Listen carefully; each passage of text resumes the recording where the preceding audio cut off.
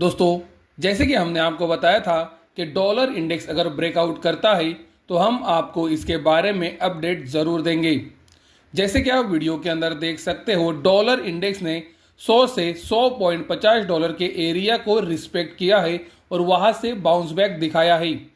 Dollar index के अंदर आप देख सकते हो कल गिरती हुई ट्रेंड लाइन से ब्रेकआउट कंफर्म हुआ है। तो दोस्तों, गोल्ड और सिल्वर के अंदर जब आप ट्रेडिंग इन्वेस्टमेंट कर रहे हो तो ये बात को भी ध्यान में रखना ज़रूरी है कि डॉलर इंडेक्स के अंदर भी ब्रेकआउट आया है। ये ब्रेकआउट को अगर फेल होना है, असफल होना है, तो डॉलर इंडेक्स को कम से कम 100 डॉलर के नीचे क्लोजिंग देना ज़रूरी है, वरना डॉलर इंडेक्स भी यहाँ से ऊपर जा सकता है, क्योंकि डॉलर इंडेक्स में ब्रेकआउट आया है। 18 जुलाई 2026 वीडियो बनाकर दोस्तों हमने आपको ये दिखाया कि अमेरिका ने लगातार 7वें दिन ईरान के ऊपर अटैक किया। 18 जुलाई 2026 के ये वीडियो के अंदर हमने आपको गोल्ड का चार्ट दिखाया और हमने आपको ये दिखाने की कोशिश की कि ये 7 दिनों के अंदर जो अटैक्स हुए हैं उसके बावजूद भी गोल्ड बड़ी गिरावट नहीं दिखा रहा है। गोल्ड एक रेंज के अंदर कंसोलिडेट हो रहा है। सोमवार को जो लोज बने थे उसके नीचे गोल्ड क्लोज नहीं हो रहा है। तो इसका मतलब यही हो सकता है कि गोल्ड अमेरिका के जो ईरान के ऊपर अटैक्स हो रहे हैं उसके ऊपर निगेटिवली रिएक्ट करना बंद किया है, और उसी समय अगर गोल्ड ये गिरती हुई ट्रेंड लाइन से ब्रेकआउट करता है तो गोल्ड में शॉर्ट टर्म तेजी के संकेत आ सकते हैं। दोस्तों, हम आपको पिछले 1.5 महीने से ये लगातार बता रहे हैं 3,886 डॉलर महत्वपूर्ण सपोर्ट है, और ये महत्वपूर्ण सपोर्ट क्यों है ये भी हमने आपको हमेशा समझाया है। तो गोल्ड अगर इसके नीचे क्लोजिंग देता है तो ही गिरावट के संकेत आ सकते हैं, ये हमने आपको पिछले 1.5 महीने से लगातार बताया है। तो दोस्तों, गोल्ड के अंदर तो ब्रेकडाउन नहीं आया और गोल्ड ने ये गिरती हुई ट्रेंड लाइन से आज ब्रेकआउट किया है। और दोस्तों, इसीलिए मैं आपको हमेशा कहता हूं कि सही समय पर सही जानकारी, सही विश्लेषण हम आपको प्रोवाइड करने की कोशिश करते हैं। जैसे कि आपने देखा 18 जुलाई 2026 को ही हमने आपको ये बताया था कि गोल्ड अमेरिका और ईरान के ये अटैक्स के ऊपर निगेटिवली रिएक्ट करना बंद किया है, जो गोल्ड के लिए पॉजिटिव है। गोल्ड के अंदर जैसे कि आप देख सकते हो इंटरनेशनल मार्केट में शॉर्ट टर्म ब्रेकआउट आ रहा है। दोस्तों, हमने आपको कल वीडियो बनाकर चाइना का चार्ट भी दिखाया था, जहां पर हमने आपको दिखाया था कि गोल्ड महत्वपूर्ण रेजिस्टेंस के करीब जा रहा है। अगर इससे ब्रेकआउट आता है तो वो इंटरनेशनल मार्केट और चाइना दोनों जगह पर पॉजिटिव होगा। दोस्तों, आज गोल्ड चाइना के अंदर ब्रेकआउट की कोशिश कर रहा है। तो दोस्तों, अगर ये ब्रेकआउट सफल होता है तो गोल्ड के लिए शॉर्ट टर्म पॉजिटिव चीज़ें आ सकती है। जैसे कि दोस्तों मैं आपको लगातार बता रहा हूँ कि ये जो ब्रेकआउट है ये मेरे लिए शॉर्ट टर्म है, और मैं आपको ये लगातार बता रहा हूँ कि ये ब्रेकआउट अगर आता है तो शॉर्ट टर्म तेज़ी बन सकती है।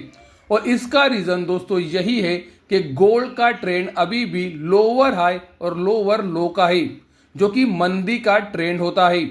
उसी समय पर गोल्ड 200 दिनों के सिंपल और एक्सपोनेंशियल मूविंग एवरेज के भी नीचे ट्रेड हो रहा है। तो ये दोनों इंडिकेटर ये क्लियरली इंडिकेट कर रहे हैं कि गोल्ड का ट्रेंड अभी भी निगेटिव या फिर मंदी का है, और मंदी के ट्रेंड के अंदर आ रहा ये बाउंस बैक है। दोस्तों, मेरे लिए मेरा एनालिसिस यही बता रहा है और वही मैं आपको बता रहा हूँ। दोस्तों, हम आपको एक वीडियो से आज सवाल पूछ रहे हैं, इसका जवाब आप कमेंट सेक्शन में ज़रूर दें, ऐसा मैं आपको रिक्वेस्ट करूंगा। दोस्तों, आप जहां पर रहते हो, आप जहां पर गोल्ड और सिल्वर में काम करते हो, पिछले 4 से 5 महीनों के अंदर अगर गोल्ड और सिल्वर में किसी ने खरीदारी की है, क्या वो पैनिक में आया है? क्या उन्होंने पैनिक सेलिंग की है? दोस्तों, इस सवाल का जवाब आप हमें कमेंट सेक्शन में दे सकते हो, ताकि आपको और हमें पता चले कि मार्केट की कंडीशंस अभी क्या है। दोस्तों, मैं ऐसा क्यों बोल रहा हूँ? दोस्तों, बड़े टॉप्स लगते हैं जब मार्केट में यूफोरिया आता है, मार्केट के अंदर यूफोरिक खरीदारी आती है, जो हमने जनवरी 2026 में देखी। उसी तरह से दोस्तों अगर मार्केट के अंदर बड़े बॉटम्स बनने हैं तो ज़्यादातर समय दोस्तों मैं शब्दों का इस्तेमाल कर रहा हूँ, ज़्यादातर समय ना कि हर समय। ज़्यादातर समय ये देखा गया है जब भी पैनिक सेलिंग आती है तो बॉटम बनने के संकेत आते हैं, और मेरे हिसाब से अब तक इंडियन मार्केट्स के अंदर पैनिक नहीं आया है, इंडियन मार्केट्स के अंदर पैनिक सेलिंग नहीं हुई है। और इसीलिए मैं आपसे कह रहा हूँ कि आपके एरिया में आप जहाँ पर रहते हो वहाँ पर क्या सिचुएशन है ये आप हमें कमेंट सेक्शन में बता सकते हो। क्या पिछले 5 से 6 महीनों के अंदर या फिर 4 से 5 महीनों के अंदर जिन्होंने भी खरीदारी की है क्या वो बेच रहे हैं? तो दोस्तों आप हमें कमेंट सेक्शन के अंदर ये बता सकते हो, और उसके लिए मैं आपको अभी से थैंक यू कहूँगा।